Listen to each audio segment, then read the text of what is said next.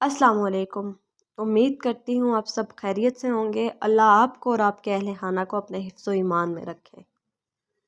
ये जो 3 सत्रों की ख़बर है ना, ये सिर्फ न्यूज़ नहीं है। One of the biggest slap on the worst faces of Muslim Umma including Saudi Arabia. ये उन तमाम ममालिक जिनने फ़लस्तीन के मामले पे ऐसी खामोशी इख्तियार की हुई है ना, जैसे उनका कोई रिश्ता ही नहीं है, जैसे वो रियासत इनसे या मस्जिद अक्सा का इनसे कोई ताल्लुक़ ही नहीं है, इंक्लूडिंग पाकिस्तान। खैर पाकिस्तान एज अ कंट्री वो इस्लामिक रियासत की जो रूल्स रेगुलेशन या लिमिटेशन है उनसे बाहर है, क्योंकि लास्ट 2 इयर्स में यहाँ जो पीटीआई के वर्कर्स के साथ हुआ और जो इंतकामी कार्रवाइयाँ हुई, चादर और चारदीवारी के तकद्दस को पामाल किया, औरत मर्द बच्चा सबको रोड्स पे घसीटा गया, उनके हर लिहाज से उल्टी सीधी वीडियोस बनाई गई। वो इस्लामी रियासत नहीं है। यहाँ जो अब हो रहा है ना, ये इस्लामिक रियासत।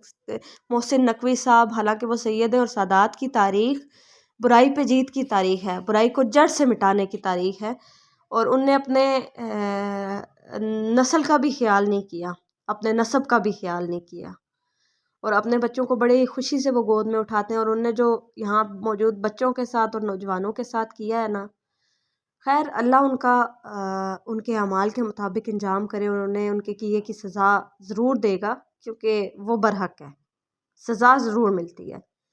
बाकी जो रियासतें हैं जिनने हर तरह से खामोशी, ना इसको इंटरनेशनली रिप्रेजेंट किया और ना जो है ना इस मामले पे अपनी आवाम को ही प्रॉपरली इस पे एहतजाज करने दिए। अब मेरे फ़लस्तीनी बहन भाइयों जिनको इन तमाम लोगों ने तनहा छोड़ दिया था ना, उनका इलाज, उनकी रिहाइश, उनके फ़लस्तीन से इराक़ मुंतकिली के तमाम अखराजात इराक़ की हुकूमत बर्दाश्त करेगी।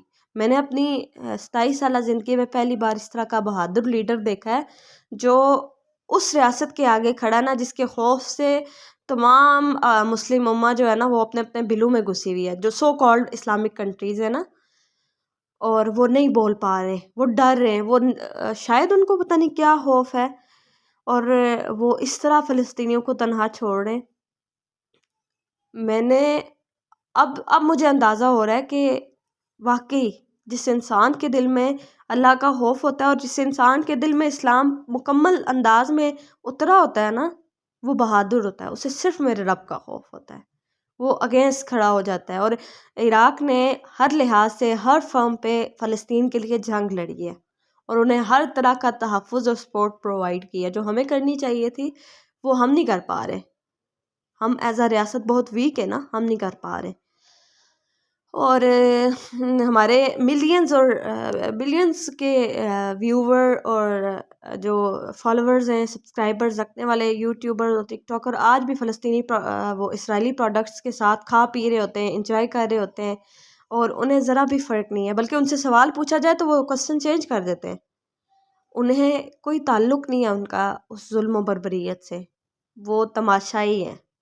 कहते हैं ना कि कहते क्या है, कुरान में दर्ज है कि बुराई को बज़ोरे बाजू ख़त्म करो अगर आपके पास स्ट्रॉन्ग फेथ है।